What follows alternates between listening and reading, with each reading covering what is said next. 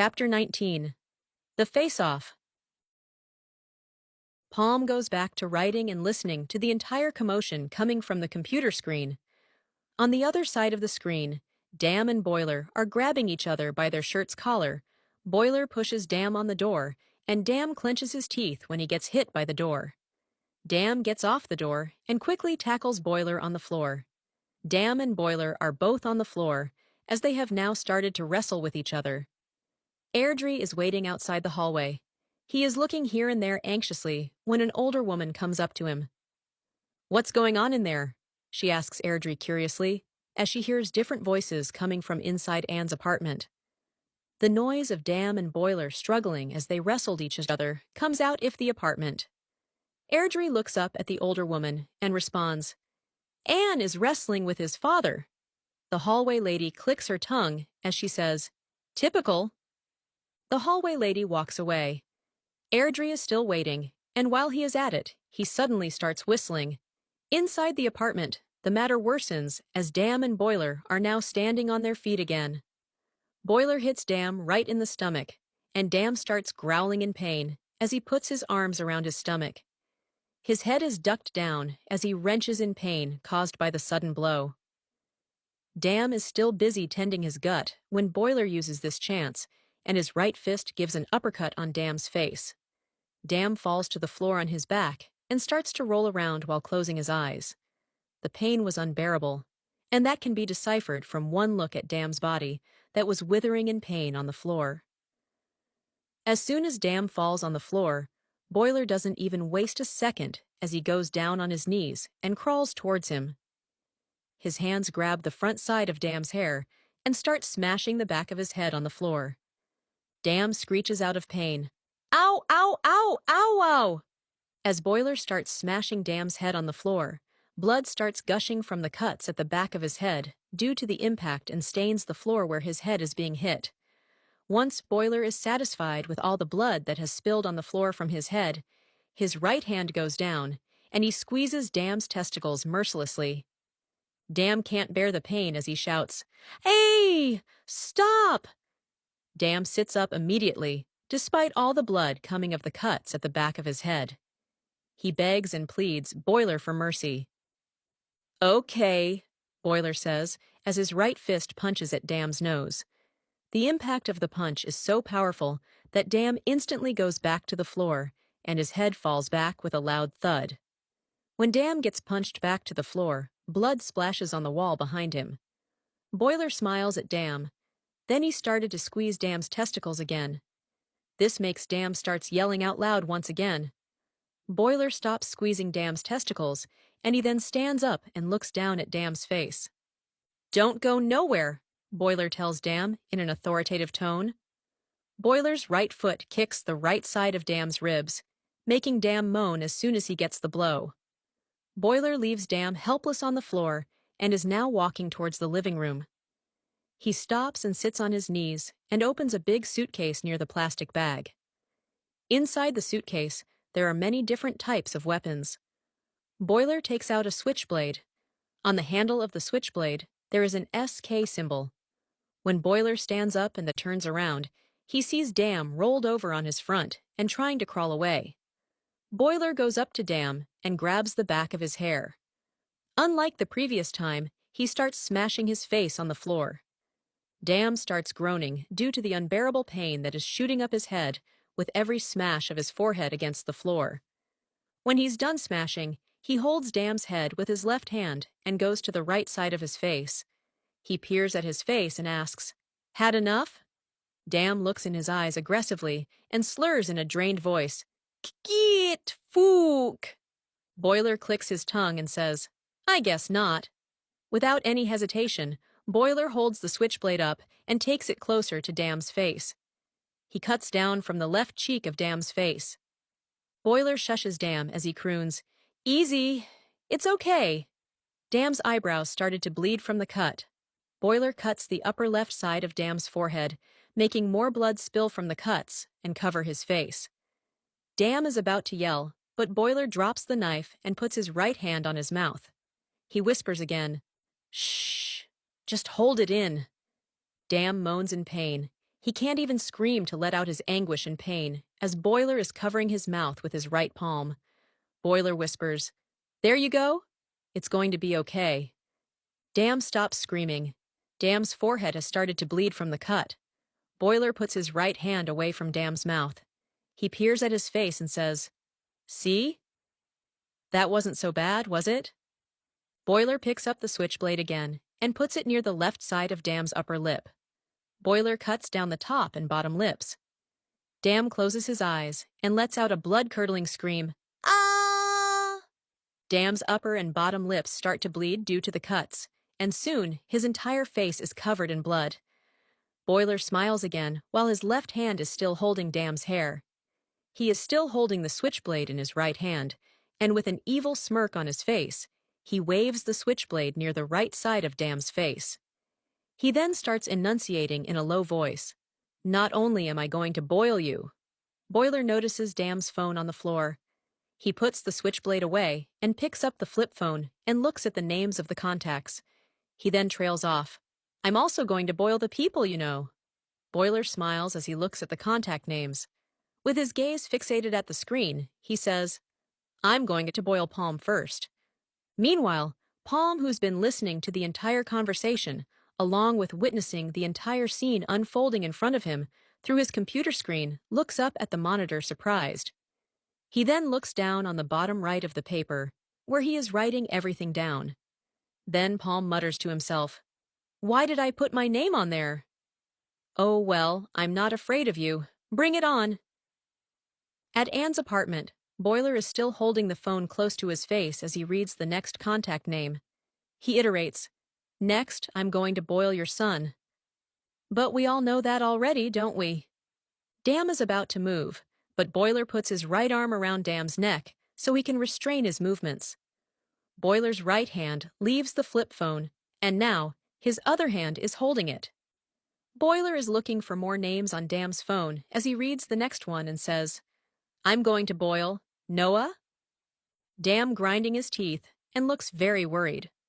Boiler enjoys the helplessness on his face as he says, "I'm really going to have a fun time with this person." Dam starts to whimper at that thought, and Boiler says, "If he is a boy." And finally, "I'm going to heat up air." A loud thud hits Boiler, and soon he falls to his back, lying unconscious. Boiler's lifeless body is now lying on Dam's back, and Dam is frozen for a moment. Finally, he moves Boiler off of his back, and Boiler is now lying on his back on the cold ground, with his mouth open. Dam is standing on his hands and knees and is panting hard. He is gulping air, trying to catch his breath. He slowly turns around and looks up. There he sees Airdrie holding a blunt object in his right hand. Dam is badly panting as he says between breaths, "Where did you get that?" Airdrie points at one corner of the room as he says, "That big suitcase over there." Dam looks at that corner and then back at Airdrie as he takes in a sigh of relief. Dam says, still trying to breathe properly, "That's a relief. Good boy." "You're welcome," Airdrie responds as he watches Dam slowly getting up. When he gets up, he kicks Boiler right in the left side of his stomach, making him groan in his unconscious state. With one last look at Boiler's unconscious body lying on the floor, Dam goes up to the sink and washes his face that is covered in blood, making him barely recognizable. He turns on the tap, and soon water starts running in the sink.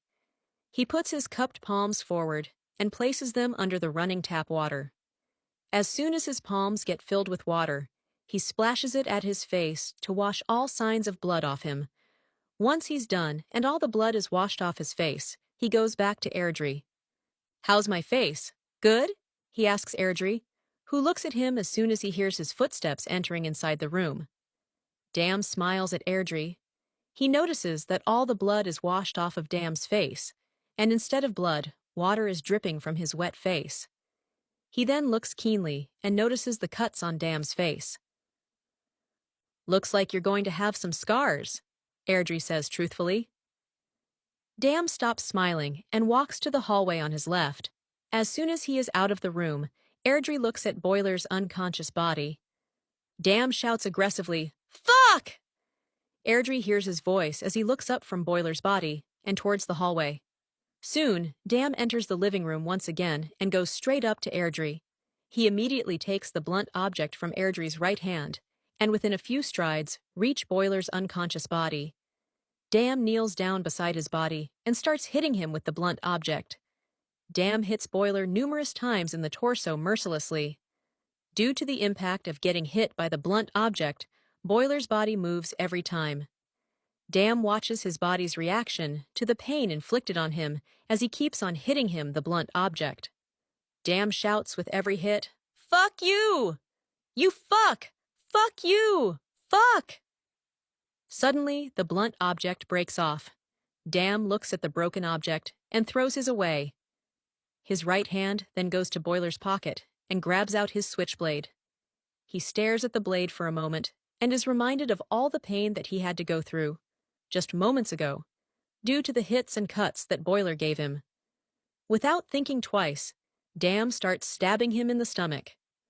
When Dam is stabbing Boiler, blood is coming out from his lower torso, soaking his t-shirt from that spot in the process. Airdrie keeps watching for a while, but when he realizes that if he doesn't stop Dam, he'll probably kill Boiler soon. He leaves his spot and goes up to Dam. With force, he grabs his upper arms to restrain him. Dam tries to resist, but when he can't budge under Airdrie's hold, he starts to calm down gradually.